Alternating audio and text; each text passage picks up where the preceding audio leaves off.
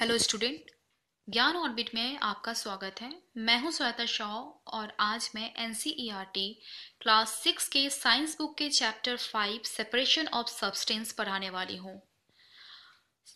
तो इस चैप्टर के हेडिंग से हमें पता चल रहा है कि बहुत सारे ऐसे सब्सटेंस होते हैं, ठीक है, सॉलिड, लिक्विड, गैस, ये जितने भी सारे सब्सटेंस हैं इसको किस तरह से सेपरेट कर सकते हैं। ठीक है, टी लीव्स को हम लोग कैसे सेपरेट करते हैं, एक स्टेनर की जरूरत होता है ना। उसी तरह से क्या होता है ना कि जब भी हम कोई भी मिल्क मिल्क से कर्ड कैसे बनता है, या सॉरी मिल्क या कर्ड से किस तरह से बटर बनाया जाता है, ठीक है, इससे भी हम लोग सेपरेट करते हैं। कभी कुछ खा रहे होते हैं, पोहा या दलिया कुछ भी खा रहे होते हैं, तो अगर उसमें मिर्च अगर मिल जाए तो वो भी निकाल कर ही हम लोग खाते हैं। तो वही हो गया सेपरेशन। ठीक है, तो सेपरेशन हम लोग डेली अपने लाइफ में ऐसा एक्टिविटी में करते हैं। 5.2 में बताया गया है कि बटर किस तरह से सेपरेट किया जा रहा है मिल्क से। ठीक है, गुआवा और मैंगो को भी अगर एक बास्केट में रखा जाए तो उसमें भी इजीली हम सेपरेट कर सकते हैं, मैंगो को अलग गुआवा को अलग कर सकते हैं। ठीक है, तो एक्टिविटी 1 में बताया जा रहा है कि डिफरेंट सेपरेशन प्रोसेस इसमें मेंशन किया हुआ है। सेपरेशन स्टोन फ्रॉम राइस, मतलब राइस से स्टोन हम लोग सेपरेट करते हैं।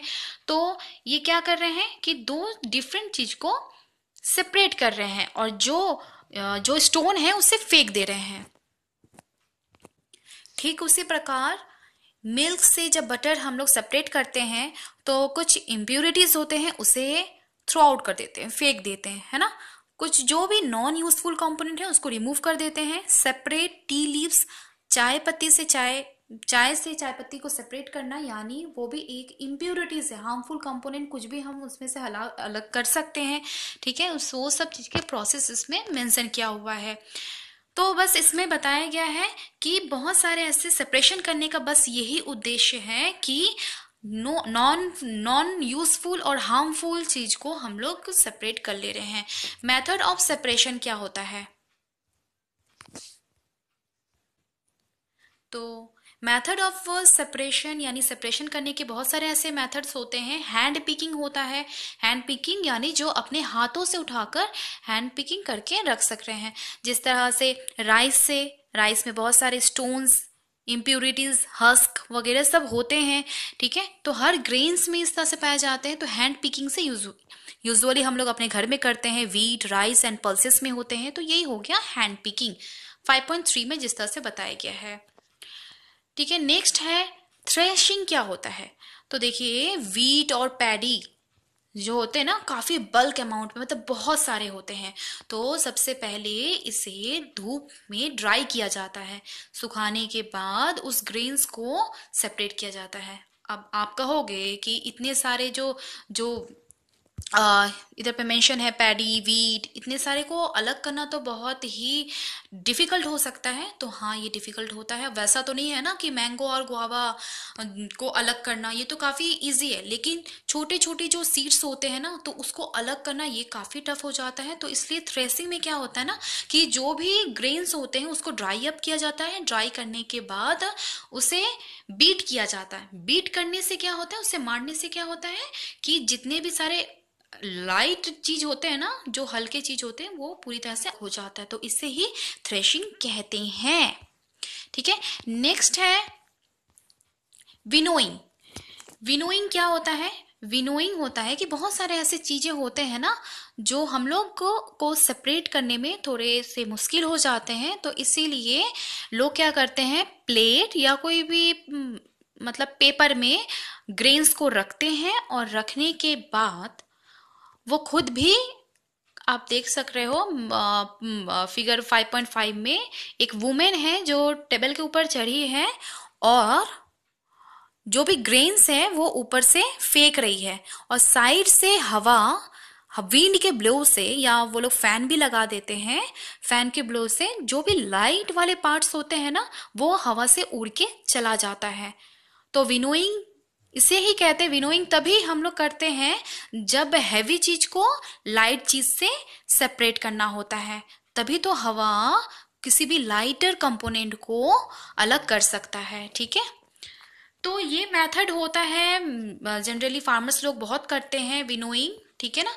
सीविंग क्या होता है? सीविंग हम लोग अपने घर पे भी देखते हैं।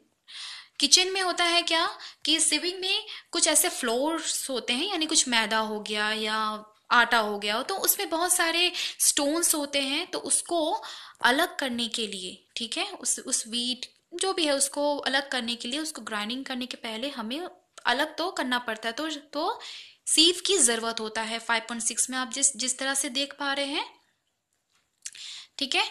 आप कभी ऐसे देखते भी होंगे रास्ते में जो कंस्ट्रक्शन का काम हो रहा है, वो सारे लोग भी, जो लेबर होते हैं वो लोग भी सेविंग का ही इस्तेमाल करते हैं। 5.7 में देख पा रहे हो, पेबल्स को अलग करने के लिए, जो भी सीमेंट होता है उसको पेबल्स, ठीक है, सैंड या कुछ भी उसमें से स्टोन्स या पत्थर को अलग करने में काम आता है सेविंग, ठीक है। लेकिन सीविंग तभी होगा, सीव करना तभी पॉसिबल है जब एक सब्सटेंस बड़ा हो और एक सब्सटेंस छोटा हो, तभी तो वो सीव में जाके अटक जाएगा ना। और अगर हम फ्लोर फ्लोर जो मैदा होता है उसमें अगर चॉक पाउडर को मिलाकर अगर सीव करना चाहे तब तो बिल्कुल नहीं हो सकता, क्योंकि क्योंकि ये सब जो भी पार्टिकल्स है ना उसका सेम साइज हो जाता है। तो अगर सीव करना है तो जितने भी सारे पार्टिकल्स होते हैं उसका डिफरेंट साइज होना बहुत ज़रूरी है।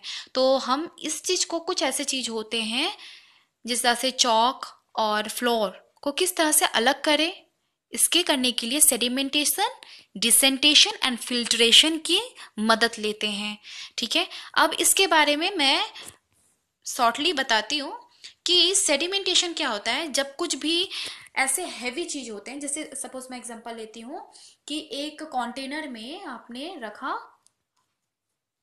मड, ठीक है, मड या फिर सैंड, कुछ भी कह सकते हो, मड आपने मिला दिया, तो क्या होता है कि उसे, उस कंटेनर को कुछ देर तक रखे रहोगे तो आप नोटिस करोगे कि जितना मड है वो आहिस्ता आहिस्ता नीचे चला आ गया, ठीक है। जो हैवी कंपोनेंट होता है ना वो पानी के एकदम नीचे चला आता है, ठीक है, तो उसे सेडिमेंटेशन कहते हैं। अब क्या होता है कि when the water is removed, क्या होता है ना कि जो मड नीचे में बिल्कुल सेटल हो गया, ऊपर में पानी रह गया, अब उस पानी को हम अलग कंटेनर में डालकर अलग कर दे रहे हैं, तो उस प्रोसेस को डिसेंटेशन कहते हैं। जिसमें से हम लोग अलग कर रहे हैं वाटर को, उससे डिसेंटेशन कहते हैं। और जब कोई भी हेवियर कंपोनेंट पानी के एकदम नीचे में आकर सेटल हो जाता है तो उससे सेडिमेंटेशन कहते हैं, ठीक है। तो इस तरह के प्रोसेस से हम दो चीज को अलग कर सकते हैं। अगर हम बात करें कि पानी में अगर ऑयल मिला तो भी हम डिसेंटेशन की मदद से अलग कर सकते हैं, क्योंकि वाटर में ऑयल हमेशा ऊपर की तरफ रहता है, तो ऑयल को दूसरे कंटेनर में डालकर हम सेपरेट कर सकते हैं। लेकिन अगर हम बात करें चाय पत्ती का भी डिसेंटेशन के प्रोसेस से हम अलग तो कर सकते हैं, लेकिन बहुत ही मतलब उसका रिजल्ट बहुत ही कम आएगा। तो इसलिए चाय पत्ती से, मतलब चाय से टी टी लीव्स को अलग करने के लिए हमें स्टेनर की ज़रूरत पड़ेगा। तो इस प्रोसेस को फिल्ट्रेशन कहते हैं, जो फिल्टर करके हम लोग टी को टी लीव्स से अलग करते हैं, तो ये बेटर रिजल्ट देता है, ठीक है। एक्टिविटी 5 में बताया गया है कि मडी वाटर लो पॉन्ड का या रिवर का अगर नहीं हो तो फिर वाटर में आप खुद से सॉइल मिला दो, उसे कुछ घंटे तक रखो। रखने के बाद नोटिस करोगे कि इसकी सॉइल नीचे में आके सेट हो गया है, और उसके बाद आप डिसेंटेशन की मदद से जो मडी वाटर है उसको सेपरेट कर सकते हैं, ठीक है। फिल्टर, लेकिन इसके बावजूद भी जब आप सेपरेट कर दिए, क्या बिल्कुल प्योर वाटर होता है? बिल्कुल भी नहीं। सेपरेशन, जो मडी वाटर का आपने सेपरेशन कर दिया वो बिल्कुल प्योर वाटर नहीं हो सकता है, उसमें थोड़ा डस्ट पार्टिकल तो रहेगा ही। तो उस डस्ट पार्टिकल को भी अलग करने के लिए हमें फिल्टर पेपर की जरूरत होता है, क्योंकि फिल्टर पेपर में फाइन पोर्स होते हैं, एकदम एकदम छोटे छोटे पोर्स होते हैं, छेद होता है, और यही फिल्टर पेपर से बहुत सारे डस्ट रिमूव किया जा सकता है, ठीक है। देख पा रहे हो 5.9 में फिल्टर पेपर बनाने का जरिया और 5.10 में एक्टिविटी करके दिखाया गया है। तो फिल्टर करते हैं कोई भी कुछ भी ऐसे फ्रूट वेजिटेबल जूस जो भी खा रहे होते हैं ना, तो फिल्टर करके ही हम लोग उसे खाते हैं। ठीक है, या तो जो किचन में हम लोग बनाते हैं, पनीर बना सकते हैं। वो पनीर बनाने के लिए यहाँ पे मेंशन किया हुआ है कि दूध में अगर few drops of lemon juice दोगे तो भी हम सेपरेट कर सकते हैं ना, तो वो दूध पनीर के रूप में आ जाएगा और आप उसको बना सकते हो। नेक्स्ट है इवापोरेशन। क्या होता है, कुछ ऐसे चीज होते हैं जो वाटर वेपर के वजह से अलग कर सकते हैं। जैसे 5.11 में बताया गया है वाटर वेपर ये कैसे बनता है। इवापोरेशन यानी जब भी पानी को बॉईल करते हैं तो एक वेपर टाइप का, एक धुआं टाइप का उठता है, वही है वाटर। जब वाटर चेंज हो जाता है वेपर में, ठीक है, वाटर जब धुआं में चेंज हो जाता है, जो वेपर होता है, उसे इवापोरेशन कहते हैं। तो सॉल्ट, जब भी समुंदर का पानी होता है ना, तो उसे इवापोरेशन के ही जरिए, यानी उसे गर्म करके या धूप में रखकर ही सारा सॉल्ट बनाया जाता है। यानी धूप के वजह से या गर्म के वजह से समुंदर का पानी जो हम लोग अलग करके रखे हैं ना, वो पानी इवापोरेशन बन के उड़ जाता है और रह जाता है नमक, और वही नमक को फिल्टर करके वापस हम लोग मार्केट में मिल जाता है और हम लोग खा पाते हैं। तो 5.12 में यही बताया गया है किस तरह से सॉल्ट बनाया जाता है। Use of more than one method of separation. Separation का मेथड तो हम लोग पढ़ ही चुके हैं कि अलग अलग तरीका से सेपरेशन करते हैं। ठीक है, तो अब आगे बढ़ते हैं। नेक्स्ट है कॉन्डेंसेशन। कॉन्डेंसेशन क्या है, देखिए इवापोरेशन क्या होता है, जब वाटर वेपर में चेंज हो जाता है, ठीक है, इवापोरेशन। लेकिन जब वो वाटर वेपर, जो वेपर होता है ना, वो जब अगेन वाटर में चेंज होता है तो उसे कॉन्डेंसेशन कहते हैं। ठीक है, जब भी फ्रिज से कोई कुछ ऐसे ठंडे बोतल निकालते हैं तो कुछ देर बाद हम उसमें नोटिस करते हैं कि उस कंटेनर में, उस कंटेनर में वाटर ड्रॉप्स आ जाता है, तो वो कॉन्डेंसेशन के ही वजह से होता है, क्योंकि वो जो कंटेनर होता है ना, वो काफ़ी ठंड रहता है। लेकिन जब बाहर के एटमॉस्फेयर में आकर मिलता है तो हमारे बाहर के एटमॉस्फेयर में बहुत क्या है, वाटर वेपर ऑलरेडी प्रेजेंट है। हमारे आसपास में हर जगह वाटर वेपर प्रेजेंट है, और जब ये ठंडे में टच होता है, यानी ठंडे बोतल में जब टच होता है, तो वही वाटर वेपर ठंडे में टच होने की वजह से वो वापस से लिक्विड में चेंज हो जाता है, तो जिसे कॉन्डेंसेशन कहते हैं। ठीक है, मैं फिर से बताती हूँ, जब भी वाटर वेपर वाटर में अगेन चेंज हो जाता है तो उसे कॉन्डेंसेशन कहते हैं। 5.13 में बताया गया है कि जब भी कुछ जैसे चाय को गर्म कर रहे हैं, चाय का जो धुआं होता है वो ऊपर की तरफ भागता है, तो अगर उसको एक स्टेनर की मदद से ऊपर से ढक लिया जाए तो वो वाटर वेपर वापस से वाटर में चेंज होकर नीचे किसी कंटेनर में गिर जाएगा, तो इसे ही कॉन्डेंसेशन कहते हैं। ठीक है, can water dissolve any amount of the substance. क्या वाटर में कुछ अमाउंट सब्सटेंस डिजॉल्व होते हैं? हाँ, कुछ ऐसे सब्सटेंस होते हैं जो डिजॉल्व होते हैं, लेकिन कुछ हद तक होते हैं। ठीक है, जैसे